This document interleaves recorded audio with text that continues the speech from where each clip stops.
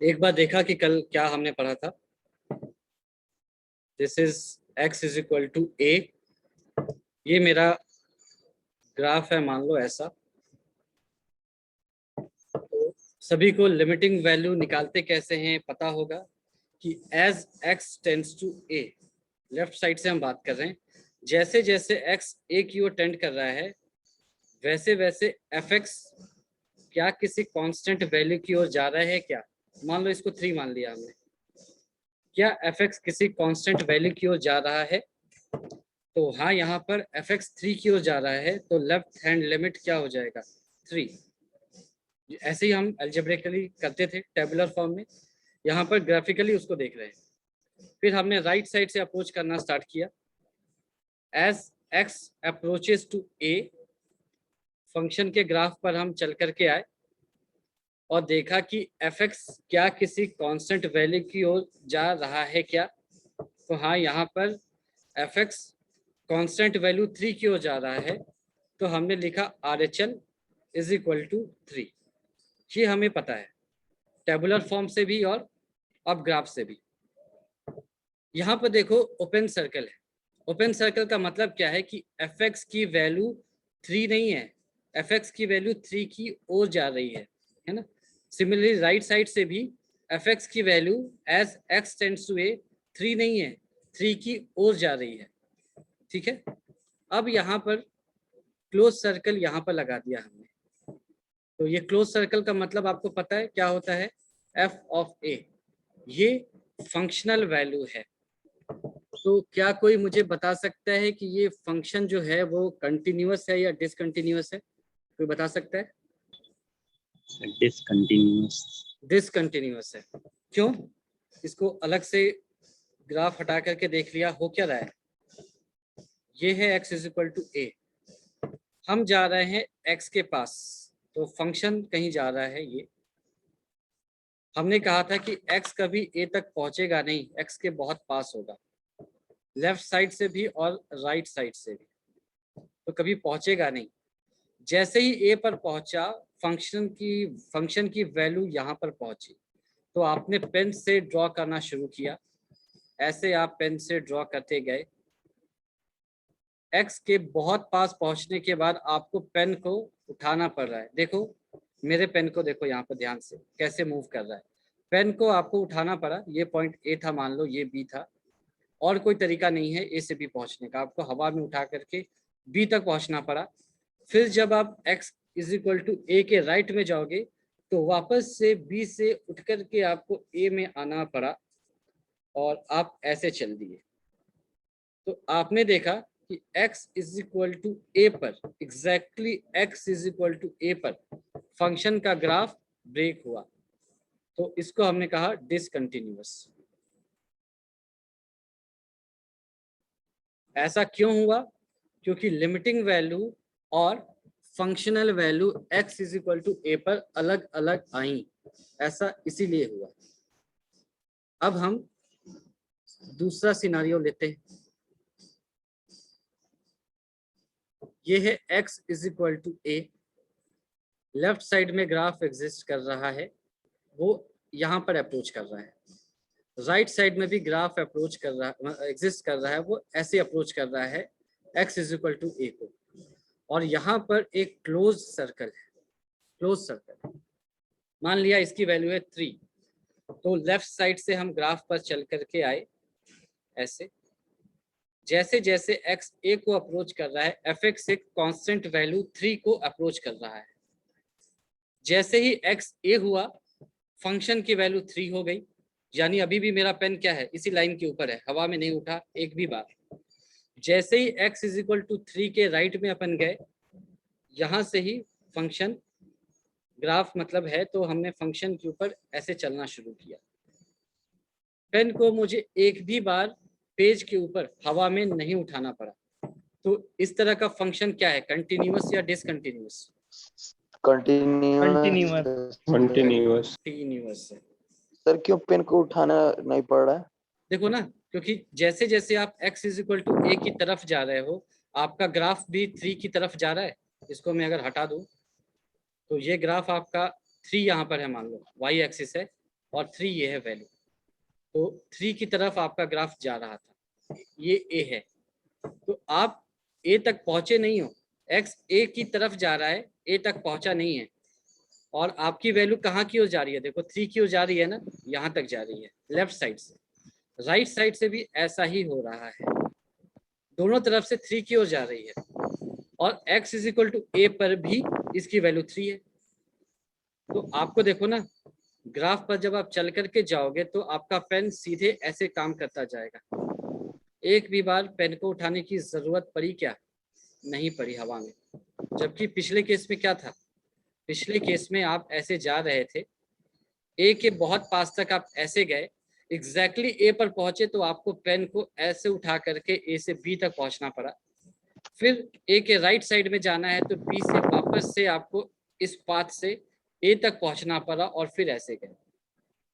तो x is equal to a पर आपको अपने पेन को पहले ए से बी तक उठा कर रखना पड़ा, फिर वापस बी से ए तक रखना पड़ा पूरे ग्राफ को कवर करने के लिए। तो x is equal to a पर फंक्शन डिसकंटिन्यूअस हो रहा था। नीचे के केस में ऐसा नहीं हो रहा है। ये बात समझ में आ गई आपको अच्छे से या डाउट? Yes sir. ठीक है। इसमें ध्यान देने वाली बात क्या है कि इस केस में ये जो होगा ना, कलर को चेंज कर लेता हूँ, इसको, ये ओपन सर्कल है यहाँ पर, है ना, इसको ध्यान देना। ओपन सर्कल मतलब फंक्शन की वैल्यू यहाँ पर नहीं लाई कर रही है। क्लोज सर्कल मतलब फंक्शन की वैल्यू यहाँ पर लाई कर रही है। नीचे वाले केस में कुछ भी ओपन सर्कल नहीं है, क्लोज सर्कल ही है। यानी फंक्शन की वैल्यू भी वही लाई कर रही है जहाँ पर LHL और RHL की वैल्यू लाई कर रही है, लिमिटिंग वैल्यूज लाई कर रही है। तो ये कंटिन्यूअस हो गया। थर्ड केस देख लो। ये दोनों केस तो सिंपल थे, आप देख करके थोड़ा प्रैक्टिस से बता सकते हो। थर्ड केस थोड़ा सा, पर कहीं पर भी क्लोज सर्कल नहीं है, ओपन सर्कल है। ठीक है, दिख रहा है? यहाँ पर x is equal to a पर कहीं पर भी क्लोज सर्कल नहीं है, ओपन सर्कल है। दिख रहा है या नहीं दिख रहा है? बताओ, दिखा? ठीक है। इसका मतलब क्या है? इसका मतलब क्या है कि x is equal to a पर फंक्शनल वैल्यू एग्जिस्ट नहीं करती। ये बात समझ में आ गया? x is equal to a पर फंक्शनल वैल्यू एग्जिस्ट नहीं करती। क्लियर है ये? क्लोज सर्कल, क्लोज जो हम सर्कल बनाते हैं इसका मतलब है कि वैल्यू है, ओपन सर्कल का मतलब वैल्यू नहीं है। ठीक है। x is equal to a पर फंक्शन की वैल्यू एग्जिस्ट नहीं करती। इसका मतलब क्या है? इसका मतलब ये है कि जब आपने डोमेन और रेंज वगैरह पढ़ा होगा तो डोमेन का मतलब क्या होता है? x की वो सारी वैल्यूज जिनके लिए y की वैल्यू मिले, x की वो सारी वैल्यूज जिसके लिए हमें y की वैल्यू मिले, यानी fx एग्जिस्ट करता हो, इसको हम कहते हैं, उस x को हम कहते हैं डोमेन। याद आया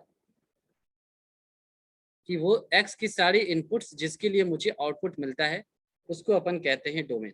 तो डोमेन का मतलब याद आया आपको? तो यस सर। इस डेफिनेशन के अकॉर्डिंग आप मुझे ये बताओ कि fx मेरा एक फंक्शन है, क्या इसके डोमेन में x is equal to a like करेगा? क्या फंक्शन fx के लिए जो डोमेन होगा उस डोमेन में x की वैल्यू कभी a हो सकती है क्या, या नहीं हो सकती? No sir. नहीं हो सकती। No, sir. क्यों? क्योंकि हमने बताया था कि फंक्शन एक मशीन होता है, आप इनपुट दे रहे हो, आपको आउटपुट मिल रहा है। आप ए के लिए कोई भी आउटपुट नहीं मिल रहा है, तो जाहिर सी बात है आप इनपुट भी नहीं दे सकते, क्योंकि फंक्शन का डेफिनेशन ही होता है कि फॉर एवरी इनपुट आपको आउटपुट मिलना चाहिए। अगर ऐसा नहीं है तो फिर वो फंक्शन नहीं है, फिर वो रिलेशन होगा। ठीक है। तो यहाँ पर हम x इज इक्वल टू ए, इसका मतलब दे नहीं सकते क्योंकि आउटपुट मिलेगा ही नहीं।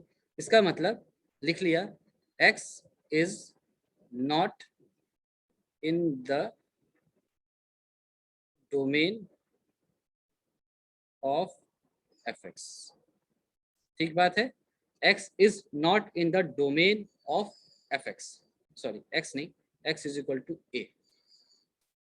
तो ये बात आपको समझ में आई? यस ठीक है। अब Yes, ये sir. जो पॉइंट होगा, भले ये डोमेन में हो या नहीं हो, कुछ ना कुछ तो वैल्यू होगी इसकी, 3 मान लो ऐसा।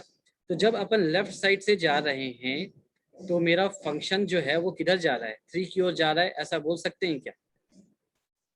और जब राइट साइड से जा रहे हैं तो भी ये 3 की ओर जा रहा है, ऐसा बोल सकते हैं क्या?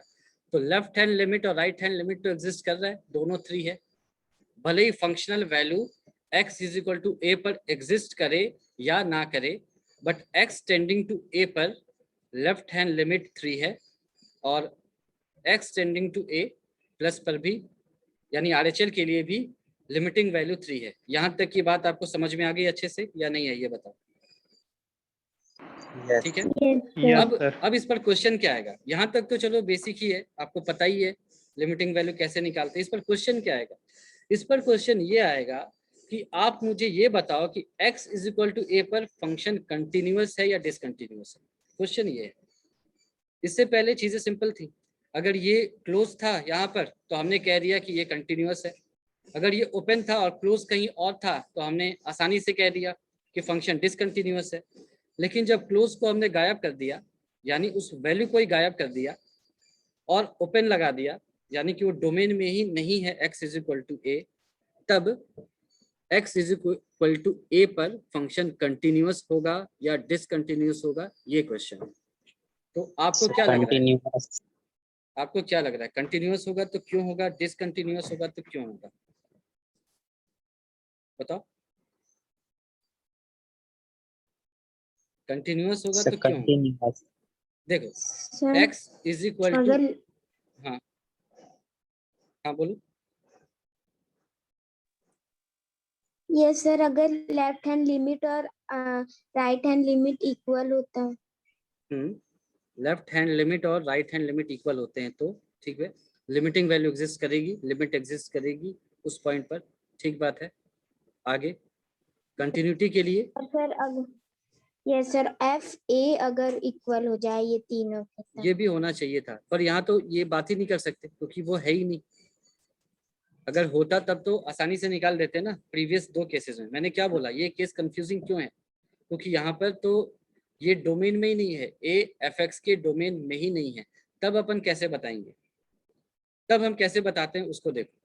हमने x इज इक्वल टू ए का ग्राफ लेफ्ट साइड में जाकर देखा, क्या फंक्शन कंटिन्यूअस लग रहा है? मतलब x इज इक्वल टू ए के लेफ्ट में क्या फंक्शन कंटिन्यूअस है? तो आंसर मिला हाँ, कंटिन्यूअस है। फिर x इज इक्वल टू ए के राइट में गए, फिर पूछा क्या फंक्शन कंटिन्यूअस है? तो आंसर मिला कि हाँ, फंक्शन कंटिन्यूअस है। तो अगर ऐसा है तो हम कहेंगे कि function is continuous, function is continuous at x is equal to a. भले ही फंक्शनल वैल्यू एग्जिस्ट करे या ना करे, यहाँ पर हमें कहना पड़ेगा कि function x is equal to a पर कंटिन्यूअस है, क्योंकि उसके पहले और उसके बाद में वो कंटिन्यूअस था। डिसकंटिन्यूअस कहने का कोई रीजन नहीं है। ये वैसा ही है जैसे अभी आप लोगों के साथ हो रहा है। आप समझ लो कि एक बच्चा है, वो एग्जाम में अपीयर नहीं हो पा रहा है, वो सीबीएसई के बोर्ड एग्जाम में अपीयर नहीं हो पा रहा है, तो या तो वो फेल होगा या तो पास होगा। तो हम अगर ये कहें कि वो तो एग्जाम ही नहीं दे रहा है तो उसको फेल होना चाहिए, तो हम सीधे इस निष्कर्ष पर नहीं पहुंच सकते। वो एग्जाम नहीं दे पा रहा है क्योंकि एग्जाम हो ही नहीं रहे, तो देगा कैसे?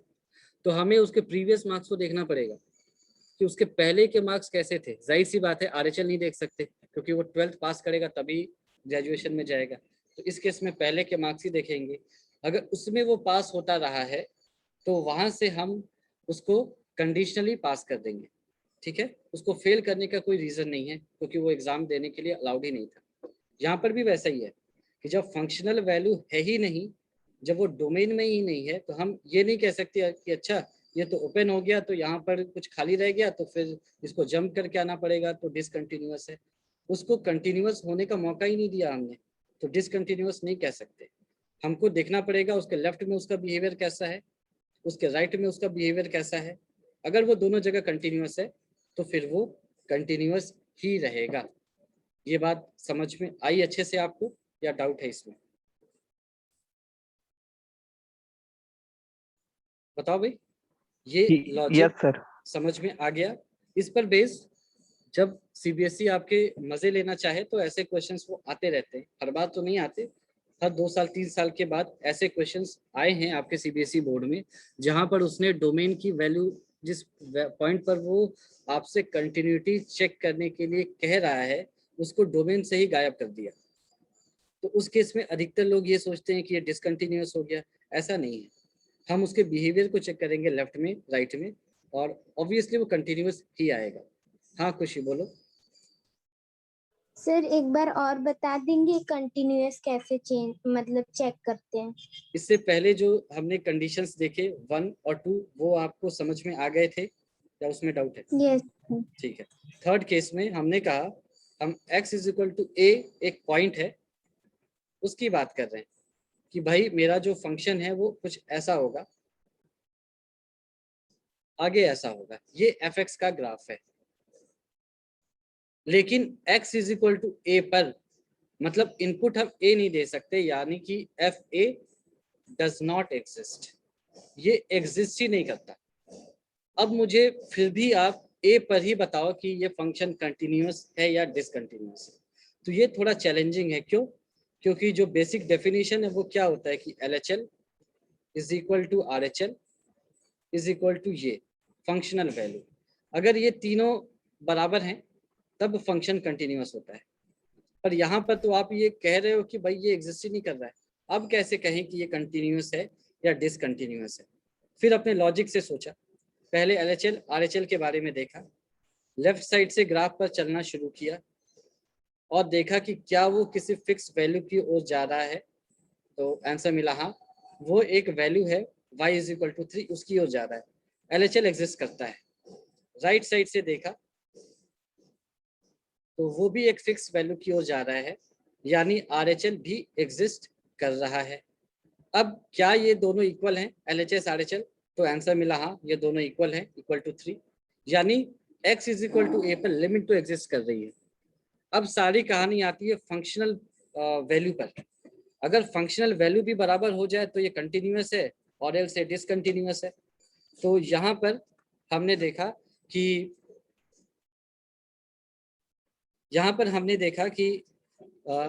ये ओपन सर्कल है, यानी functional value does not exist है।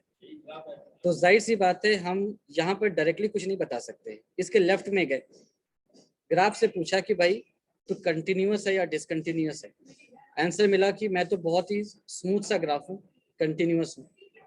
राइट में गए, उससे पूछा कि भाई तू कंटिन्यूअस है या डिसकंटिन्यूअस है, सेम आंसर मिला कि मेरा ग्राफ बहुत ही स्मूथ है, मैं हर जगह कंटिन्यूअस हूँ। तो फिर हमको मानना पड़ा कि x इज इक्वल टू 3, यानी sorry x is equal to a पर भी फंक्शन क्या होगा, कंटिन्यूअस, क्योंकि डिसकंटिन्यूअस मानने का कोई रीजन हमारे पास था नहीं। ठीक है सर बीच में जो व्हाइट सर्कल होता है वो किसको रिप्रेजेंट करता है सर? कभी ओपन फिल सर्कल करता है को, सर ब्लैक ओपन सर्कल को। Open ओपन सर्कल circle मतलब means, that sir- is not included, यानी कि अगर मैं तुमसे इसको ऐसा लिखूं, ये है x is equal to a, ये है मेरा फंक्शन fx, ये है ओपन सर्कल, ये है y इज इक्वल टू 3, और ये है क्लोज सर्कल जहां पर y की वैल्यू है 5। इसका मतलब है कि जब फंक्शन में मैं x की जगह a रखूंगा तो मुझे 5 मिलेगा, 3 नहीं मिलेगा, ये मिलेगा। इसका मतलब यही है, हमने यही तो कहा था कि x a की तरफ जा रहा है, कभी x तक पहुंचेगा नहीं। क्यों? क्योंकि अगर x a तक पहुंच गया तो देखो ये ऊपर जंप कर जाएगा, हमें a तक पहुंचाना ही नहीं है, x के पहले तक पहुंचाना है। तो x के पहले तक इसकी वैल्यू 3 आ गई, sorry x is equal to a के पहले तक इसकी वैल्यू 3 आ गई, और x is equal to a के राइट साइड में भी इसकी वैल्यू 3 आ गई, सिर्फ x is equal to a पर इसकी वैल्यू 5 आ गई है। यही इसका मतलब होता है। तो ये आपको लॉजिक सर समझ में अगर आया? ये जो 3 में आपने जो कंडीशन बताया सर, थर्ड कंडीशन, सर इसमें अगर ये फील्ड सर्कल होता सर तब तो कंटिन्यूअस होता, तब तो ये प्रीवियस केस हो जाता ना, तब ये वाला केस हो जाता। सर तब प्रीवियस के दो केस मैंने देखा नहीं सर, क्योंकि नेटवर्क इशू था स्टार्टिंग में आपका था सर, बाद में ये मेरा तो हो देखो गया। कंटिन्यूअस है, ये तो दिख ही रहा है ना, यहाँ तो आपको पेन को सर ये उठाने पता की चल गया जरूरत ही सर, नहीं। कंटिन्यूअस है। अब यहाँ देखो, इसके ऊपर में ये था, यहाँ पर इस पॉइंट पर ये ओपन सर्कल है और यहाँ पर क्लोज सर्कल है, यानी x is equal to a पर फंक्शनल वैल्यू कुछ और है, लिमिटिंग वैल्यू कुछ और है। तो हमने पेन को ऐसे चलाया यहाँ पर ए तो पर सर पहुंचने के फंक्शनल बाद वैल्यू ब्लैक वाली हो जाएगी और लिमिटिंग हाँ वैल्यू व्हाइट वाली ना सर? हाँ एग्जैक्टली तो हमें पेन को हवा में उठाना पड़ा तो ये कंटिन्यूअस नहीं रहेगा। तो ये बताओ भाई, कंटिन्यूअस डिसकंटिन्यूअस ग्राफिकली सबको समझ में आ गया अच्छे से? और ये थर्ड वाली कंडीशन जो इम्पोर्टेंट है ये भी आपको समझ में आ गई कि जब डोमेन को गायब कर दिया जाए और उसी पर कंटिन्यूटी चेक करने के लिए कहा जाए तो अपन कैसे करेंगे? समझ में आया या नहीं आया ये बताओ। Yes sir. पक्की Clear है बात है? Yes, sir. चलो ठीक Yes, है। sir. ठीक है, तो अभी मेरे पास 6 मिनट हैं। अगर किसी को क्लास लीव करना है then you may go for it, है ना, मैं उसके लिए कुछ नहीं कहूँगा। अब हम आते हैं एक्चुअल सर ये काम में। 1.1 का ही भी सर हाँ ये ये सारी चीजें 5.1 का इंटू चल रहा है सर? हाँ हम 5.1 में ही हैं, है ना। Methods to calculate limits as well as derivatives. Methods to calculate limits and derivatives. क्यों सॉरी डेरिवेटिव्स कह रहा हूँ, कंटिन्यूटी, क्योंकि लिमिट्स और कंटिन्यूटी एक ही तरीके से सॉल्व किया जाता है। तो एक साथ ही पढ़ेंगे हम। 3 मेथड्स होते हैं इसके। पहला हो गया, आपने पढ़ा ही होगा 11th में, पहला हो गया ग्राफिकल, दूसरा हो गया आपका टेबुलर और थर्ड है एल्जेब्रिक। ठीक है, ये तीनों हम पढ़ चुके हैं पहले 11th में, तो बहुत डिटेल्स में तो मैं क्या पढ़ाऊँ, लेकिन आपका एक रिवीजन करने के लिए मैं जल्दी से आपको बताता हूँ कि क्या होते हैं। यूज हम इसी मेथड को करेंगे, है ना, पर पता सब कुछ होना चाहिए। तो आपको एक फंक्शन दिया गया कुछ भी, मान लो fx इज इक्वल टू, क्या एग्जाम्पल में ऐसे ले लिया, मान लो x square minus 4 by x minus 2, मान लो ऐसा हमने एग्जाम्पल आपके सामने ले लिया। तो इसको कैसे सॉल्व करेंगे? इसकी लिमिट निकालनी है मुझे। मान लो लिमिट निकालो आप, कहाँ पर? Limit of F X X tending to 2 पर आपको निकालनी है। ठीक है, तो आपने x की जगह 2 रखा तो क्या आएगा? 4 minus 4 2 minus 2 undefined sir? 0 by 0, है ना, ऐसा आ गया। Yes sir. अनडिफाइंड नहीं, इसको हम बोलते हैं इनडिटरमिनेट फॉर्म। से लिख दिया गलत, इनडिटरमिनेट फॉर्म।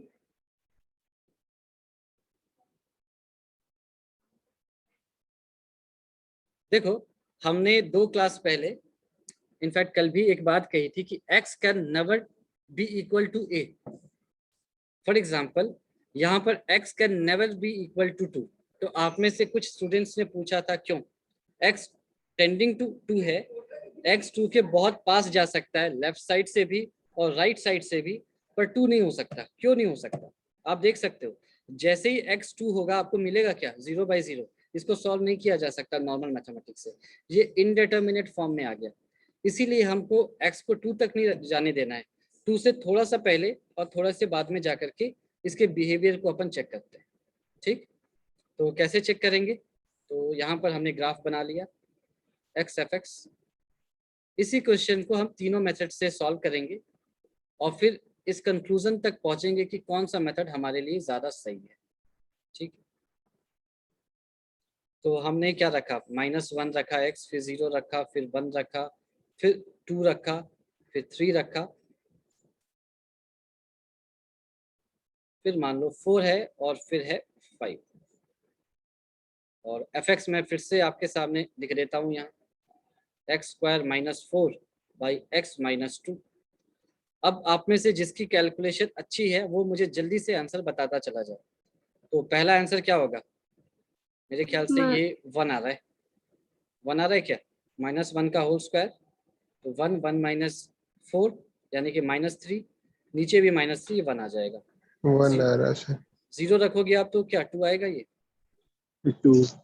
1 रखोगे तो 3 आ रहा है क्या?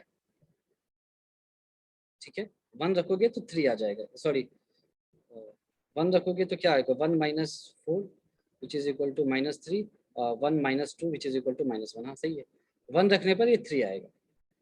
ठीक, अब 2 मत रखो, 3 रखो, है ना, इसको छोड़ दिया अभी, 3 रखो। तो 3 का स्क्वायर क्या होता है?